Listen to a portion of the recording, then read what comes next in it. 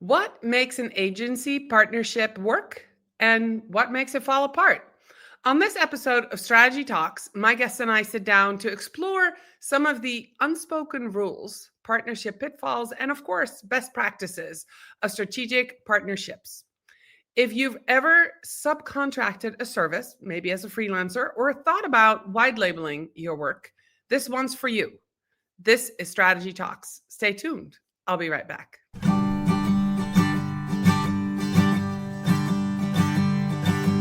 Let's strategize together. Let's hear it from an expert. Join the conversation, it's informative and free. You and me, let's talk some strategy.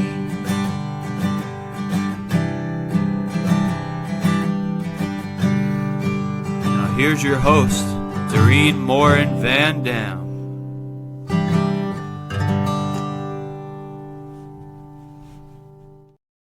Hello, everybody. Welcome back to another episode of Strategy Talks, episode 100 something. I'm so excited to be here today. Thank you for tuning in. If you're here live with us today, either on Facebook, on LinkedIn, or on YouTube, we'd love to know that you're here live. So let us know in the comments. If you are watching this on the replay on any of those platforms, put hashtag replay in the comments so that myself and my guest can see your questions, should you have any. Last but not least, we always want to make sure that we welcome those of you who listen to Strategy Talks as a podcast. I am so glad that you are here. And if you're ready, so am I. Let's introduce today's guest to you. Hi, welcome, Adam. Hey, Doreen, how you doing? I am good. Good. It is a wonderful fall morning, and it's another Tuesday, so it's another day for Strategy Talks. I'm excited that you're here. So, Adam, you live in New Jersey. You have an agency, and one of the things that the way we got to know each other is through a strategic agency partnership. And so I thought, well, this is a topic I've never talked about, but I've been a freelancer for 15 years, and I've had many strategic partnerships with agencies. So I'm excited to talk to the other side of the agency, hiring freelancers or partnering with other agencies. So if you're curious too, stay tuned because this is going to be a great conversation. So let's jump right in. You've worked with both direct-to-client agencies and as a partner to other agencies. What are some of the non-negotiables that make or break these partnerships, especially before they even start, Adam? One of the things is we have to like working with you. And we're at the point where if we don't like working with someone, we're not compelled to, which is great. And I don't mean that as a rude or harsh thing. It's like a friendship. When you have a friendship, you know when you click with someone and when you don't. And when you don't, you're still cordial, you're still nice. And hey, if there's something you could do for them and there's a way you can help them out, you still do. So there's very rarely a time where we just don't work with somebody. But a lot of times, if we don't feel like there's going to be a really good chemistry working together, we'll say, you know what? We have other agencies, other partners that we know that we can recommend that might be really good for you and still help them out. Or look, what we can do, this might not be a good long-term engagement, but a shorter-term engagement, we can help you get some of these initial things set up and then move forward. So we really want to make sure that chemistry is there, because when the chemistry is there, we can be much more effective. We can work together. Nobody is out to protect themselves and their territory and their turf. Right? That becomes a big problem when someone is very protective of what they're doing. And it's almost like everybody is constantly on edge. As the partner, you always feels like, wait, are we going to get fired? Are they going to try to push us out because of this or that? Anytime you're doing marketing, there are ebbs and flows. I don't know any agencies except those that are lying that say it always goes perfect, right? It's not always like the straight line graph up. It's like a stock market where it goes up and down and you want the general trend to be up. but there's going to be downs. When those downs happen, you don't want to have a partner that is going to be after you. Yes, you're challenging each other. Yes, you're trying to analyze what's happening. You're trying to figure out, how do we make this better? There's always good questions, but when it becomes a defensive tactic and a defensive mindset, then you're not operating out of a strategy of what's in the best interest for the end client. It winds up being more of preservation and more of defense, and that's not going to produce good results in the long run. So you want a lot of trust. You want you want good chemistry on there. And I would say that's the biggest thing that we found that really and that we look for when we start talking to other partners. That's so interesting, because that is not the answer I expected, but it makes total sense, right? So, I mean, and this is the thing that people don't understand. If you have a good running agency and you have a good amount of clients, you get to make that choice as a business owner. Who do you want to work with? And I love that you use that as the main differentiator. Like, do I want to work with you or not? So that's a very surprising, but yet makes a lot of sense answer. Thank you for that. So this kind of goes with that. I'm going to skip one other question because I want to get to this one. Have you ever had to fire somebody then, or restructure because it went sideways? And what triggered it? If there was an example, or, you just said we have to have a good, interaction with each other, but there's always a first time you work with somebody. So I'm assuming that, you can only vet so much. And at some point you're like, yeah, this is not going to work out. How do you? I would say 99% of the time we'll give it a shot to go with somebody new, unless there's some real red flags, right? But 99% of the time we'll go ahead and say, like, let's give it a shot and do at least a trial project. And that's a good way to get it started, right? So we did that, and there was definitely there's one that comes to mind that's kind of glaring. We did do that. That is, it did not work out well. The project was finished. The project was completed. I think everyone ultimately, once it got to the end point, was like, okay, for the client, this is good. This is a good end product. We're ready to go. But this is actually another good follow-up to the first question. I don't know if I'd say it's a non-negotiable, but what we found is a trap or a pitfall is when you have just very different approaches to a project. So one of the big things that we do is pay-per-click. We work with a lot of agencies on pay-per-click. We take the accounts and revamp them, or we'll do a lot of pay-per-click audits just to say for an agency, we're taking a look at what you're doing, and this is not to tell you you're good or bad at this. This is just the flags that we see and some other insights.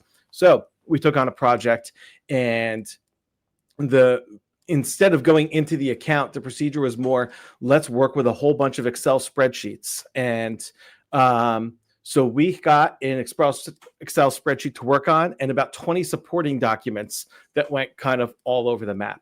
And we're trying to figure out what's going to work in an account just through a spreadsheet. And it wound up going back and forth. And then there was lines crossed, very unclear expectations of what we needed to do as we got to a lot of the tracking issues that we're trying to fix on the site, asked to, just kind of audit this. Okay, there's some issues, and nobody on the other side really knew what was supposed to be happening. And ultimately, that agency is no longer in existence as the agency they were, and a lot of things kind of fell apart there. So I would say we want to be on the same page as far as the procedure, and that's when things really fell apart. So by the end of that project, we were just trying to say, okay, what do we need to do to complete this, and then figure out, like, just to make sure that you're happy, we're happy, client's happy. Okay, we're good. Go your way. And then, yeah. I have a follow-up question on this, kind of, sort of, that just kind of sparks my interest, because as a freelancer, I have my own contracts, right? And I have my own way of doing things. So when I work with an agency, I usually go in, and even though I give them my contract and I want them to sign my contract. Sometimes we have to go back and forth and negotiate, like your contract, my contract, let's make a new one to make sure that all of that. So that's one piece. But then I usually join a team that's already cohesive. So I've always been like, well, I join your team. Tell me how you work and how you communicate.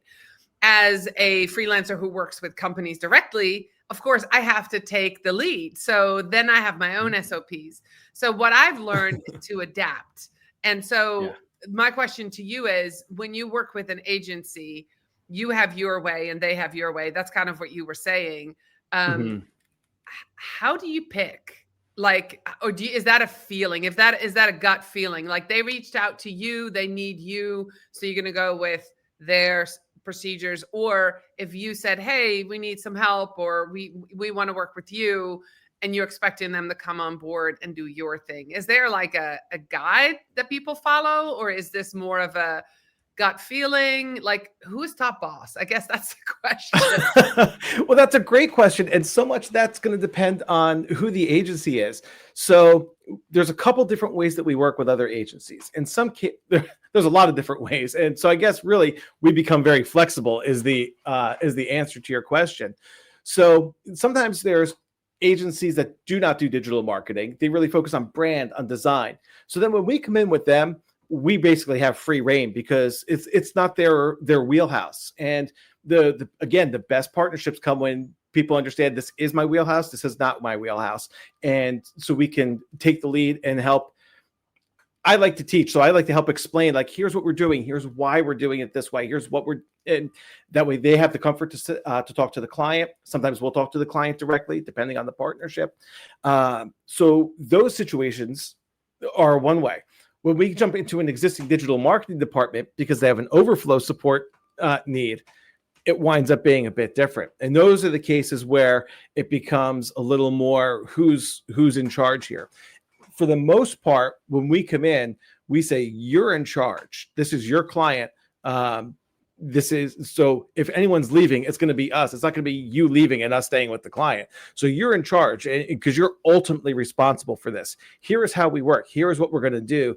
And we basically will often take the strategy lead and say, this is our approach, but get that approved by them and try to create as much of a team approach as we can. And that comes back to what we talked about way in the beginning, where we want to find someone that we're a good fit with and a good partnership with. Then everyone's kind of on the same team and you have that relationship. Again, that's going to make the project so much better. The other side of that is there is still a hierarchy that does have to take place. So we try to communicate with them as best as we can, use existing processes and procedures where we can. And then we'll also suggest, hey, here's what we do. Here's how we look at this. Here's the funnel that we look at for healthcare. Here's our typical funnel and this is where we concentrate on right now with these types of ads. Then we can expand to these others. People say you should do this. Trust us. We've done this for healthcare for over a decade. This is really what happens. Yeah. Yeah. I want to go back to what you said earlier about one of the questions I had queued up, and you already sort of answered it, but where do you draw that line between educating, say somebody comes in, they need digital, they don't know anything about it. Where do you draw the line between educating them and doing it for them and just giving away all your secrets, right? So how do you want to get the work done, but you also want them to have that ownership of what needs to be done. So they have a clear understanding, the value of what you offer. How do you draw that line? I don't really worry about giving away too many secrets because I don't, again, going back to step one, trust. If there's trust there, I don't have to worry about giving away my secrets because they're not out to get me now. They're not out to take away my business. So I don't worry about it from that standpoint. From a very practical agency standpoint, I don't worry about it as much either because there's a reason they're coming to us. Maybe there are going to be some agencies that are going to try and extract what we do and then do it themselves. That's fine. That was not going to be a long-term partnership anyway. And there's plenty of business to go around for all of us. They're not coming after our clients. We're fine. But they're coming to us because they can't handle the workload themselves anyway. So telling them exactly what we're doing is fine. They're not going to do it. They don't have the bandwidth in the house. or they're a branding or a design agency that doesn't do this stuff anyway. So giving them all the information only helps. They're not going to all of a sudden start trying to do that on top of everything else they're doing. What we'll often do is come in as an agency's in-house like branding team. So this not branding team, digital marketing team. Sorry. We have a branding agency that we're working with right now, really doesn't touch digital. We are their team. So we interface with clients on their behalf. We have agencyx.com email addresses, and we are their internal team. They know everything that we're doing. And to be honest, so much of what we do is common sense, and it's amazing how much we've seen that people just don't do. We took over, so we were partnering with someone. Client had another agency that was working with them. We took over that account. That agency wasn't getting results, and we looked. All they would do is just every time Google had like an auto suggestion, they would just accept it. So they had ad accounts with 20,000 keywords.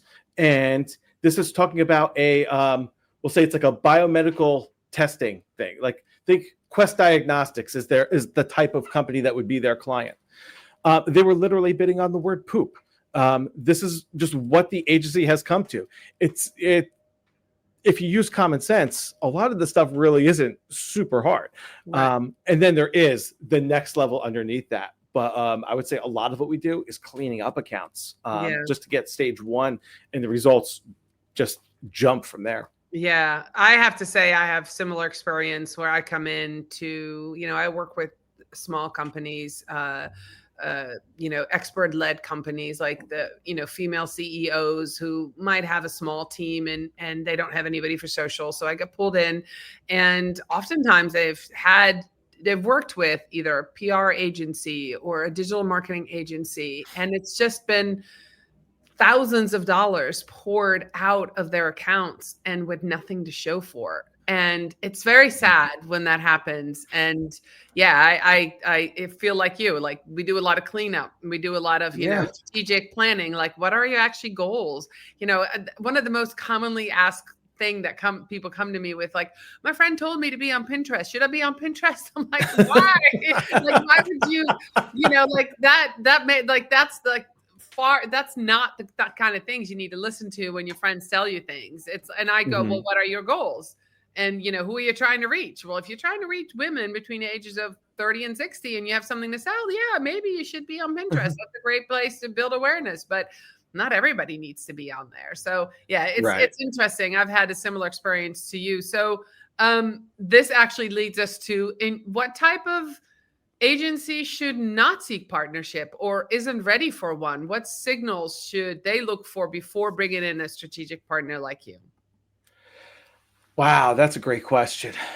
So I would say that an agency is not ready if they're not willing to give up the reins a little bit. And you're not turning this over to somebody else, but you have to be at a place where you're comfortable saying it's like hiring a new employee and then saying, but we don't want you to do anything. Right. You want to have, when you hire somebody as an employee, you're bringing them in and then, you're ramping them up, helping them understand your clients, helping them understand what you do, and then letting them run and them do things. And if you can't trust them, you either made the wrong hire or you just aren't ready to actually be able to hire somebody. And it's very similar when you hire a partner agency. You need to be able to help get them on board and up to speed. And from there, they need to be able to run with this and to help move things forward.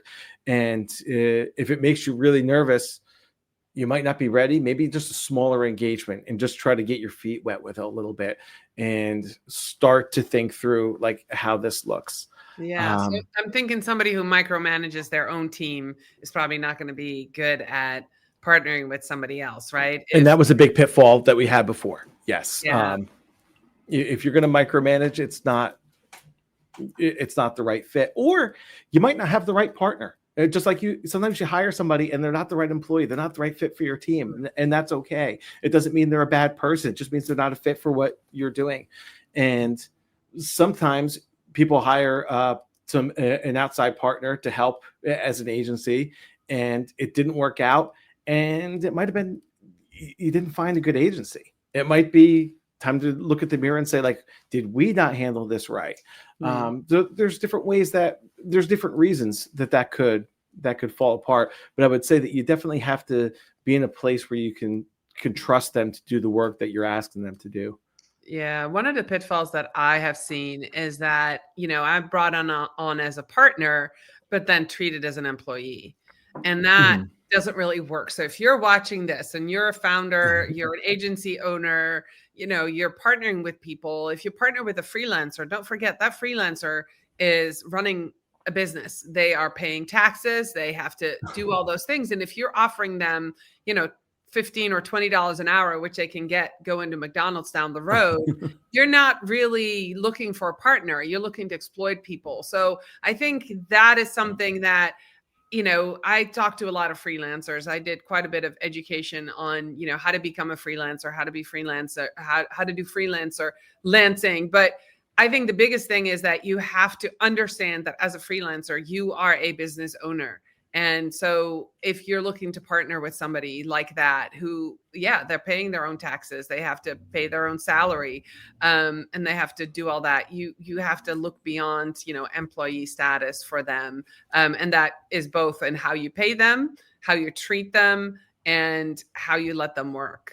And I just kind of want to throw that out there because I think this is a great conversation to put that out there for this. Yeah. And I think how you let them work is a huge one too, because yes, you're paying them as a freelancer, and, they're paying kind of double the tax in some cases. You're paying their own health insurance. They don't get vacation time, like all those other things. Yeah. But even how you manage and work with them, they're not on your clock. They're going to get the work done. So the way we structure our agreements is we do them by project. We don't do hourly because that doesn't benefit, in our opinion, it doesn't benefit anyone.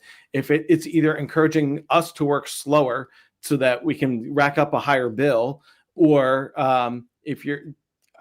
it just doesn't, I don't think that works. Or, I love that. I love that because I think a lot of agencies, and I have worked with quite a few, I give them my retainer rate for the project or per month, and they'll go, so how much is that per hour? I'm like, you're paying for 15 years of expertise. You want to get this project done. You want to get this, right. You're hiring me to come in to help you with this client. You figure it out. This is what I need to make this work. And I don't know what you need to ask the client to pay you in order to make that work for us, but this is what I need.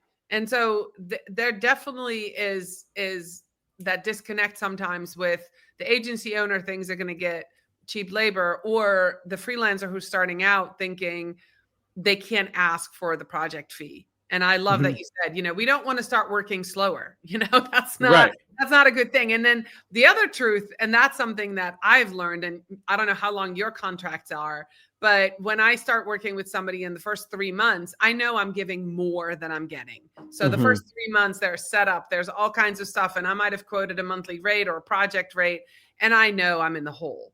But if that project goes on 6 months or 12 months or 2 years, I can do stuff that used to take me 12 hours, maybe in 6 hours a month, and I still should get paid for that because I'm doing the same work and you have consistency. And you're not getting paid for time. We're not like, renting a golf simulator here. Like this is, I'm getting results out of this, right? So we had a client, we did our retainer with a client is $3,000 a month, ballpark. And we just took this client. They made in their e-commerce store through July or August, they made as much as they did the entire previous year. We started at the 1 month we had for $3,000 plus whatever in ad spend. They wound up netting on top of that. I think it was $30,000. I'm like, okay, you're paying 3, netting 30. Like that could take me an hour. It doesn't matter. It doesn't take me an hour. I wish it only took me an hour. Yeah. But it doesn't matter because you're getting the results. If you want to try your luck somewhere else because you think you can get them cheaper and you think you can get better results, I'm not going to hold you to that, but I'm not going to hold it against you. Rather. Yeah. Like you go ahead, you try that.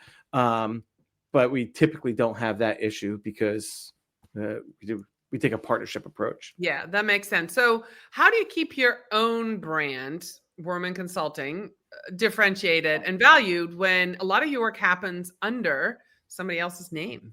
Yeah, it's really tough because we can't say, hey, we worked with this client and this is what we did for them. We have to keep a lot of the case study type of stuff, keep a lot of the data that we have anonymous because we can't share a lot of that. So we do try to highlight some of the stuff that we're doing independent of other agencies because we do that too. And then with the agencies, we work with a lot of agencies right now, and then we're always kind of meeting new people. And I just like to grab coffee, grab a beer with someone and just, hey, maybe this turns into business. Maybe this doesn't. I really don't care. Ultimately, I found that things work out when you treat people well, when you're diligent with what you do, things seem to work out over time. You have your ups and downs, but they work out. So I'm happy to just get to know and meet new people. But along the way, we could share, hey, look, this is what we do with another agency, and the agency world is small. Half the time they know each other. But here's what we do with agency A or B, and this is the type of results we get for them. If you want, we can help you with that. This is the type of thing that we do. If you want, we're always happy. Like sometimes we're not a good fit, and we understand that. There's certain spaces where if it's a real estate client, we don't really touch real estate. It's its own beast. But I know people who are good at real estate marketing. I'm happy to send you over to them because they're going to be a much better fit than we are.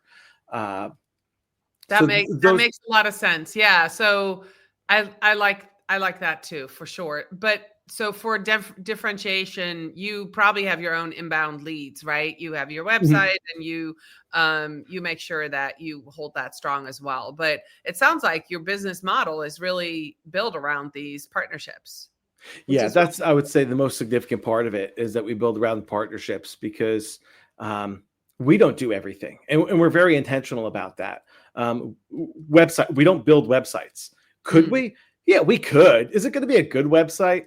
Is it worth our time? Like, I don't want to do things that I'm not good at and that I don't enjoy doing. It's I'm the not same worth way. it for us. So I know my lane. I know what I'm good at. I know what I'm not. Adam is not a designer. Now can we do some basic design to supplement some things? Sure. Can we update websites? Sure. But we also have a bunch of partners that we will send stuff over to because we want to make sure that the client is getting the best work and the best project. Yeah. So what I'm hearing you say is to have a good partnership, really know what you are, niche down and really sell yourself exactly. for specific services. And yeah, I mean, I've been organic strategist for quite a few years. I did community management too, but yeah, I do content management. That's what I do, so right. That's what people hire me for, and strategy. So that makes a lot of sense. Adam, we are almost out of time, but I've got one question left. Yeah. From a revenue perspective, how do you structure partnership to avoid the feast or famine risk of relying too heavily on a few partner agencies? I mean, I'm getting this at the end of the conversation that you have quite a few partnerships, and it sounded like you're not worried about the feast or famine thing. And that's one of the reasons why I think agencies go with partnerships, because they might have more work, but they don't want to hire more employees, right? So they have the partnerships to say, hey, can you take this piece on because I don't have the bandwidth right now? Is that kind of one of the reasons you do it, or how do you plan for that if there has ever been a feast or famine in your agency? Oh, there totally is. And when you have the feast, don't get too big for your britches. Save up, because it's like being any kind of freelance. So even before I started this in 2016. Even beforehand, I was doing freelance work, and that there's gonna be times it's heavier and times it's lighter. Be smart about it. Have a safety net, because sometimes it is going to go down, and you don't want to get desperate and just take on anything because all of a sudden things are down. So have a safety net when things are good. Don't it's not time for the new Corvette until you have something like banked up then if it's still going well, get the Corvette. But make sure that you're preparing for those ebbs and flows over time, because there's a lot of external factors that are going to affect things too, both in direct clients and then with agency partnerships. There's times where, our industry gets a little bit tight and agencies are looking to cut their spend. Freelancers are an easy spot to cut. Marketing is one of the first things that gets cut in most industries. Yeah. So you have to be careful about that and plan ahead. And that's also why we try to have a lot of agency partners. In that case, with a lot of partners, we're able to make sure that usually there's stuff coming in from a couple different directions at any given point. That makes sense. Adam, how can people connect with you? I guess I have a question. You're in New Jersey. Do you only partner with agencies in your state, or do you have like a national network? No, we can go national. We have a lot of our agencies are in New Jersey by nature of the beast, but also a handful in the Boston area, South Carolina, North Carolina, Minnesota. It does span a bit all over the place. Yeah. So how can people connect with you if an agency owner is watching, or a freelancer, and they want to know more about working with you or your business model, or just get to know you? Is LinkedIn a good place?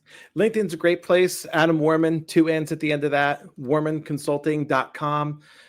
Those are the best places to get in contact, reach out. Always up for a conversation, even if it's not, hey, we have business we want to do. I just have some questions. I'm starting out as a freelancer. Our agency is new, and we're trying to get some of these things off the ground.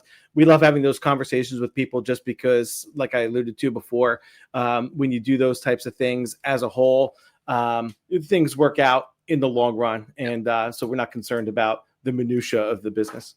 That's awesome. Well, Adam, thank you so much for being with us today. Great information. This is a great talk. Mm-hmm. I wish every agency owner in the US could watch this, and hopefully a lot of people will. This is great information, because I think a lot of us are worried, working with other people, or might not have a good setup, or might have tested it and had a bad experience, and understanding a little bit how you set it up. And then, I loved your answer to that first question. So if you just came in at the end, go back to the beginning. That was one of the best things, the best answers to that question on, what makes a partnership successful. And Adam, thank you for your time this morning. I'll be back next week with another episode of Strategy Talks. Bye, everybody.